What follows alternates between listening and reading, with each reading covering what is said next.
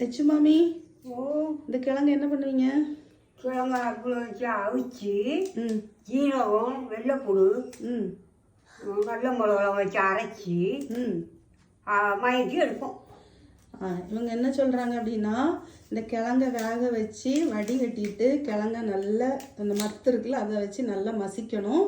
அதுக்கப்புறம் மிக்ஸி ஜாரில் கொஞ்சமாக மிளகு, நல்ல மிளகு, வெள்ளைப்பூடு, அப்புறம் கொஞ்சமாக சீரகம், ஒரு 2-3 இலை கருவேப்பிலை அடுதுன்னு இவ்வளோத்தையும் போட்டு மஞ்சள் தூள் இவ்வளோத்தையும் போட்டு மிக்சியில் அரைக்க முடியாட்டி கொஞ்சமாக என்ன செஞ்சீங்க, உரலில் வச்சு நல்லா அரைச்சி எடுத்துட்டு அதுக்கப்புறம் அந்த மசாலாவை இது கூட சேர்த்து மசிச்ச கிழங்கு கூட சேர்த்து கூடவே கொஞ்சம் புளி தண்ணி சேர்க்கணுங்களா?